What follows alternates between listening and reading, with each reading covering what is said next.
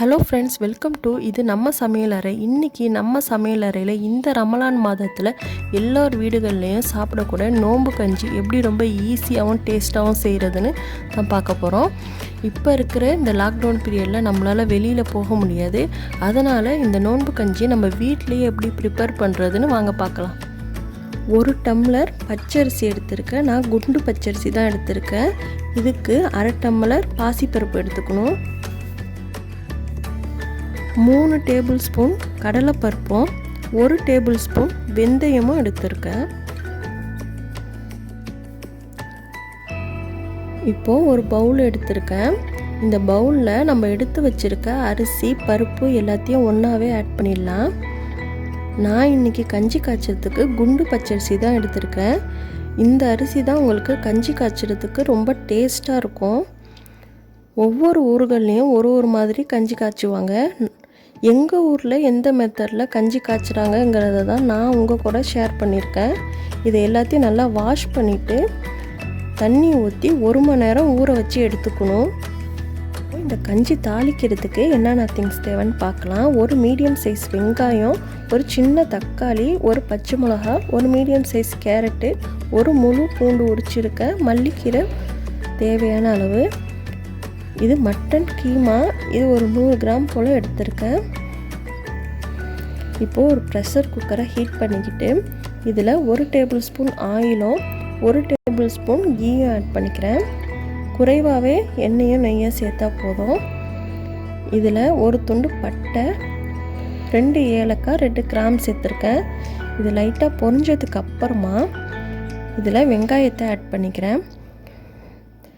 வெங்காயம் தக்காளிலாம் குறைவாகவே சேர்த்துக்கணும். ரொம்ப அதிகமாக சேர்த்தா டேஸ்ட் நல்லா இருக்காது. வெங்காயம் லைட்டாக வதங்கினதுக்கு அப்புறமா இதில் பூண்டை ஆட் பண்ணிக்கலாம்.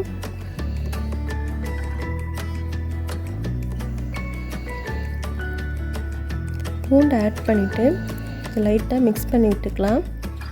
மிக்ஸ் பண்ணதுக்கப்புறமா நம்ம கட் பண்ணி வச்சுருக்க எல்லா திங்ஸையுமே 1 பை 1 ஆட் பண்ணிக்கலாம். தக்காளி, கேரட்டு, பச்சை மிளகா, மல்லி, புதினா இது எல்லாத்தையும் ஆட் பண்ணிவிட்டு இதை லைட்டாக 1 டைம் மிக்ஸ் பண்ணிக்கிறேன். இப்போது இதில் 1 டேபிள் ஸ்பூன் இஞ்சி பூண்டு பேஸ்ட்டு சேர்க்குறேன்.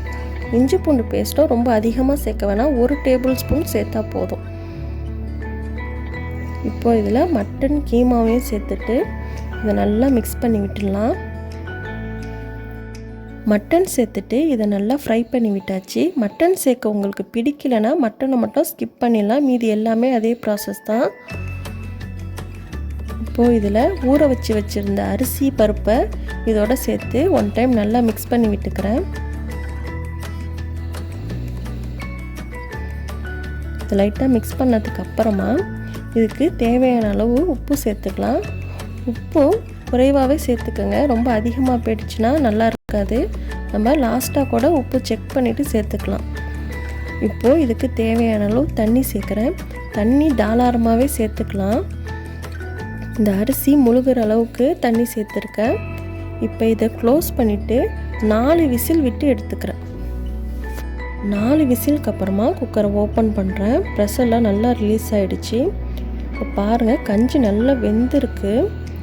4லேருந்து 5 விசில் கூட விட்டு எடுத்துக்கலாம். அரிசியாக இருக்கக்கூடாது, நல்லா குழைய வெந்துடணும். அப்போ தான் உங்களுக்கு கஞ்சி குடிக்கும் போது ரொம்ப டேஸ்ட்டாக இருக்கும். இப்போ இதில் ஒரு மீடியம் சைஸ் தேங்காய்லேருந்து 2.5 கப்பு பால் எடுத்து வச்சுருக்கேன். நல்லா திக்கான பால், கொஞ்சம் தனியான பால் எல்லாமே சேர்த்து 2.5 கப்பு எடுத்துருக்கேன். இப்போ இதை இந்த கஞ்சியில் மிக்ஸ் பண்ணிடலாம். நல்லா மிக்ஸ் பண்ணி விட்டுக்கோங்க. இப்போ நான் இதை வேறு பாத்திரத்தில் மாற்றிக்கிட்டேன். தேங்காய் பால் சேர்த்ததுக்கப்புறமா ஒரு 5 மினிட்ஸ் அடுப்பை சிம்மில் வச்சுட்டு இதை நல்லா ஹீட் பண்ணிக்கணும். தேங்காய் பால் சேர்த்துட்டு கஞ்சை கொதிக்க விடக்கூடாது, டேஸ்ட் நல்லா இருக்காது. நல்லா ஹீட் ஆனதுக்கப்புறமா ஸ்டவ்வை ஆஃப் பண்ணிவிடுங்க. கஞ்சி இந்த பக்குவத்தில் இருக்கணும். ரொம்ப திக்காக இருந்துச்சுன்னா சாப்பிட்றதுக்கு நல்லா இருக்காது. ஆறுனதுக்கப்புறமா ரொம்ப திக்காகிடும். அதனால் இந்த அளவுக்கு தண்ணியாக இருக்கணும் கஞ்சி. அவ்வளோதான், கஞ்சி ரெடி ஆகிடுச்சு. இதை யார் வேணாலும் ட்ரை பண்ணி பார்க்கலாம். செய்கிறது ரொம்ப ஈஸி தான். கண்டிப்பாக இந்த நோன்பு கஞ்சை உங்கள் வீட்லேயும் ட்ரை பண்ணி பாருங்கள், ரொம்ப டேஸ்ட்டாக இருக்கும். அதுக்கு முன்னாடி நம்மளோட சேனலை சப்ஸ்கிரைப் பண்ணிடுங்க, கூட இருக்கிற பெல் ஐக்கானையும் ப்ரெஸ் பண்ணிடுங்க. தேங்க்யூ.